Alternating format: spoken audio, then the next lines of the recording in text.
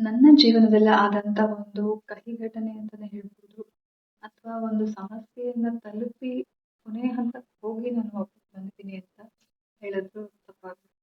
ಅದು ಒಂದ್ ರೀತಿ 2 ತರನೂ ಅನುಭವಿಸಿದೀನಿ. ಅಂದ್ರೆ ಆ ಒಂದು ಕಷ್ಟದ ಪಾರ್ಟ್ ಹೇಗಿರುತ್ತೆ ಅಂತಾನು ನೋಡಿದೀನಿ. ಹಾಗೆ ಅಲ್ಲಿಂದ ವಾಪಸ್ ಬಂದಾಗ ಅದರ ಒಂದು ಎಕ್ಸ್‌ಪೀರಿಯನ್ಸ್ ಹೇಗಿದೆ ಅಂತಾನು ನೋಡಿದೀನಿ. ಹಾಗಾಗಿ ಈ ಒಂದು ನನ್ನ ಜೀವನದಲ್ಲಿ ನಡೆದಂತ ಘಟನೆಯನ್ನ ನಿಮ್ ಹತ್ರ ಹಂಚ್ಕೊಳ್ತಾ ಇದ್ದೀನಿ. ಎಲ್ಲರಿಗೂ ಶಿಶಿರ್ ಚಾನಲ್‌ಗೆ ಸುಸ್ವಾಗತ.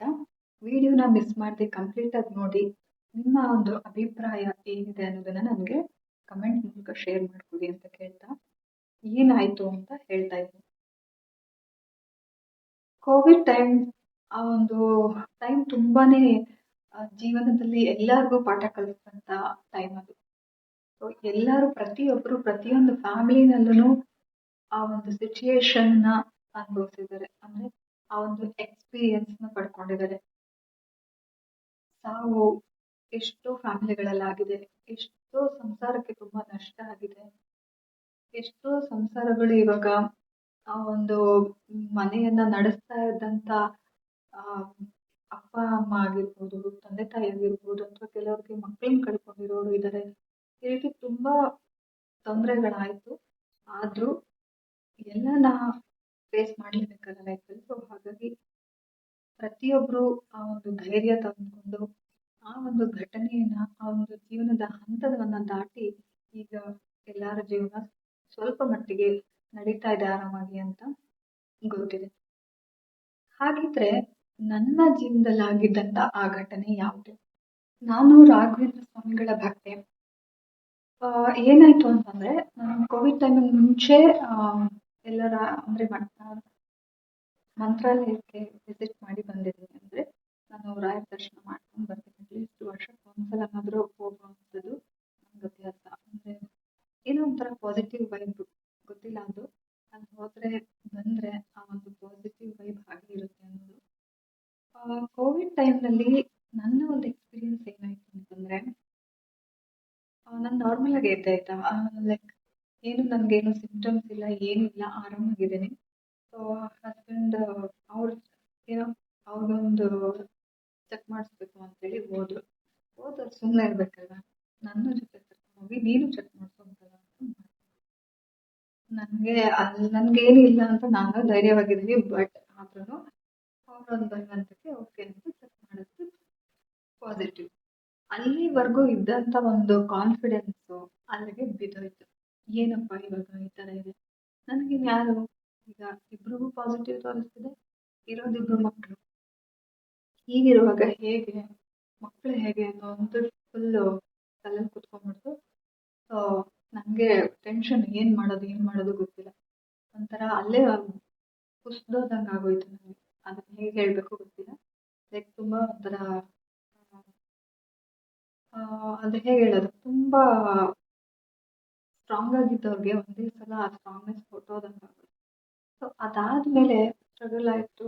ಒಂದ್ ವಾರ, ನನಗೆ ಒಂದು 4-5 ಡೇಸ್ ಆದ್ಮೇಲೆ ಏನಾಯ್ತು, ಅಲ್ಲಿ ತನಕ ನನ್ಗೇನು ಪ್ರಾಬ್ಲಮ್ ಇಲ್ಲ, ನಾನು ಆರಾಮಾಗಿದ್ದೀನಿ. ಓಕೆ, ನನ್ಗೇನು ಇಲ್ಲ, ಜಸ್ಟ್ ಆ ಥರ ಬಂದಿದೆ. ಬಟ್ ನಾನು ಫಿಸಿಕಲಿ ಸ್ಟ್ರಾಂಗ್ ಇದ್ದೀನಿ ಅಂತ ಇದ್ದೀನಿ.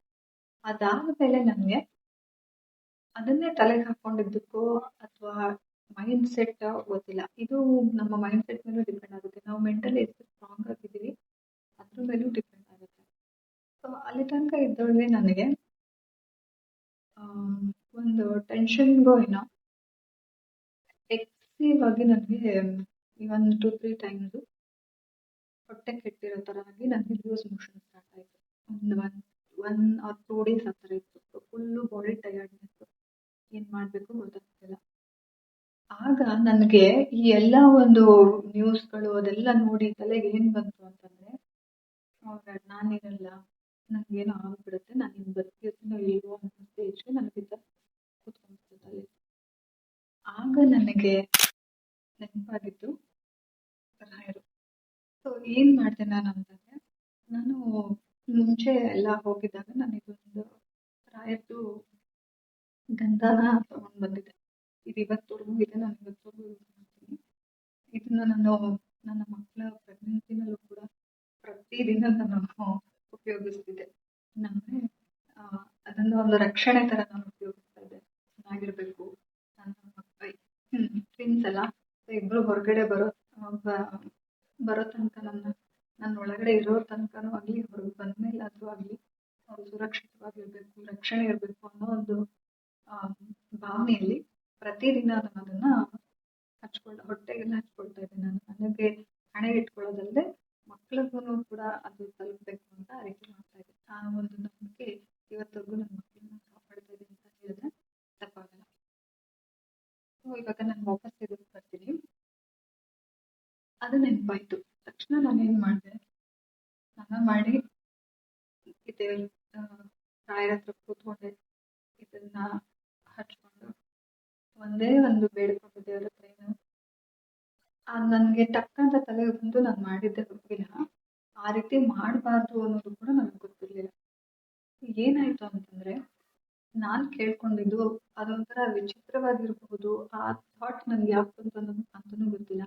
ನಾನು ಕೇಳ್ಕೊಂಡೆ, ನನ್ಗೆ ನನ್ನ ಪ್ರಾಣ ಉಳಿಬೇಕಂದ್ರೆ ನಾವೇನು ಅಂತ ಸೀರಿಯಸ್ ಸ್ಟೇಜ್ ಹೋಗಿಲ್ಲ, ಆದ್ರೂ ಮಕ್ಳಿಬ್ರಿದ್ದಾರೆ, ಅವ್ರಿಗೋಸ್ಕರ ನಾವಿರ್ಬೇಕು ಅಂತ. ಸೊ ಹಾಗಾಗಿ ರಾಯರೇ, ದಯವಿಟ್ಟು ನಮ್ಮಿಬ್ರಿಗೆ ಏನೂ ಹೆಚ್ಚು ಕಮ್ಮಿ ಆಗದೆ ಇರೋ ಹಾಗೆ ಕಾಪಾಡಪ್ಪ ಅಂತ ಹೇಳಿ ಕೇಳ್ಕೊಂಡು, ನಾನು ನನ್ಗಿದೆಲ್ಲ ಸರಿ ಹೋಗಿ ನಾನು ಬರೋಕ್ಕಾಗ್ದಾಗ ಬಂದು ನನ್ನ ತಲೆ ಕೂದಲನ್ನ ಮುಡಿ ಕೊಟ್ಟು ಬರ್ತೀನಿ ಅಂತ ಅನ್ಕೊಂಡೆ. ಅಷ್ಟೇ.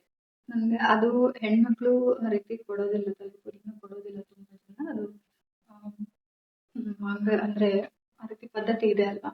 ಸೊ ಅದು ನನಗೆ ಗೊತ್ತಿಲ್ಲ, ಸಡನ್ ಆಗಿ ಬಂತು, ತಲೆಗೆ ಬಂತು, ಹಾಗೆ ಅನ್ಕೊಂಡ್ಬಿಟ್ಟೆ ಅಷ್ಟೇ. ಅದು ಅಂದ್ಕೊಂಡ ಹಾಗೆ ನನಗೆ ವಿತಿನ್ 2 hours ನಾನು ಎಷ್ಟು ವೀಕ್ ಆಗಿದ್ನೋ ಅಷ್ಟೇ ನಾನು ಆಕ್ಟಿವ್ ಆದೆ. ಇದು ನಂಬ್ತಿರಲ್ಲ, ಅಷ್ಟೇ ನಾನು ಆಕ್ಟಿವ್ ಆದೆ. ಫುಲ್ ನನ್ಗೆ ಇನ್ನೇನು ಆಗ್ತಾ ಇಲ್ಲ, ನಾನು ಅಷ್ಟೇ ನನಗೆ ಬ್ರೀತ್ ಮಾಡೋಕ್ಕೆಲ್ಲ ಕಷ್ಟ ಆಗೋಯ್ತು. ಸೊ ಅಷ್ಟೇ ನನಗೆ ಆಗಲ್ಲ, ನಾನು ಇನ್ನು ಉಳಿತೀನೋ ಇಲ್ವೋ ಅನ್ನೋ ಸ್ಟೇಜ್ಗೆ ಹೋದಾಗ ನಾನು ಆಗ ಅನ್ಕೊಂಡು 2 hour ಅಷ್ಟೇ, 2 hours ಕಂಪ್ಲೀಟ್ ಆಗಿ ನಮ್ಗೆ ಆರಾಮ ಅಂತ ಗುರ್ತು ಮಾಡಿ ನನಗೇನು ಆಗಿಲ್ಲ, ನಾನು ಚೆನ್ನಾಗಿದ್ದೀನಿ ಅನ್ನೋ ಪಾಸಿಟಿವ್ನೆಸ್ ಬಂತು. ಸೊ ಇದು ಒಂಥರ ಜೀವ ಹೋಗಿ ಬಂದಂಗೆ ಅಲ್ವ ಲೆಕ್ಕ, ಯಾರು ಗೊತ್ತು. ಆ ಥರ ಆದಾಗ ಬ್ರೀತ್ ಪ್ರಾಬ್ಲಮ್ ಮತ್ತೆ ಇದೆಲ್ಲ ಕೌಂಟ್ಸ್ ಎಲ್ಲ ಕಡಿಮೆ ಆಗ್ತಾ ಇತ್ತು. ಆ ಥರ ಎಲ್ಲ ಆದಾಗ ನಾರ್ಮಲ್ ಆಗಿ ಆ ಥರ ಅನ್ಸೋದು. ಅದು ಅಂಥ ಸಿಚುವೇಶನ್ ಅಲ್ಲಿ ಎಲ್ಲರೂ ಅಷ್ಟು ಜನ ಹೋದ್ರು, ಇಷ್ಟು ಜನ ಹೋದ್ರು ಅಂತ ಬರ್ತಾ ಇದ್ದಿದ್ದು ಇದೆಲ್ಲ ನೋಡ್ತಿದ್ದಾಗ. ಸೊ ಹಾಗಾಗಿ ಇದೊಂದು ರಾಯರ ಪವಾಡ ಅಂತಾನೆ ಹೇಳ್ತಾ ಇದೀನಿ ನೀವು. ಅದಕ್ಕೋಸ್ಕರ ಯಾರೆಲ್ಲ ರಾಯರ ಭಕ್ತರಿದ್ದೀರೋ ಅವ್ರಿಗೆ ಹೌದು, ರಾಯರ ಒಂದು ಪವಾಡ ಇನ್ನು ನಡೀತಾ ಇದೆ ಅನ್ನೋದಕ್ಕೆ ಇದೊಂದು ಸತ್ಯ ಘಟನೆಯನ್ನು ಹಂಚ್ಕೊಳ್ಳೋಣ ಅಂತ ಹಂಚ್ಕೊಂಡಿದ್ದೀನಿ. ನಿಮ್ಗೆ ಏನಾದ್ರು ಈ ಒಂದು ವಿಡಿಯೋ ಇಷ್ಟ ಆಯ್ತು, ನಾನು ಹೇಳ್ಕೊಂಡಿದ್ದ ಎಕ್ಸ್ಪೀರಿಯನ್ಸ್ ನಿಮ್ಮಲ್ಲಿ ಯಾರಿಗಾದ್ರೂ ಆಗಿದೆ ಅಂತಂದ್ರೆ ಅವರು ನಿಮ್ಮ ಅಭಿಪ್ರಾಯನ ಖಂಡಿತ ನನ್ನ ಜೊತೆ ಶೇರ್ ಮಾಡ್ಕೊಳ್ಳಿ. ಮತ್ತೆ ಇನ್ನೊಂದು ಬ್ಲಾಗಲ್ಲಿ ನನ್ನ ಇನ್ನೊಂದು ಹೊಸ ಮಾಹಿತಿಯನ್ನು ತಗೊಂಡು ಬರ್ತೀನಿ. ಅಲ್ಲಿವರೆಗೂ ಧನ್ಯವಾದಗಳು. ಮತ್ತೆ ಸಿಗೋಣ.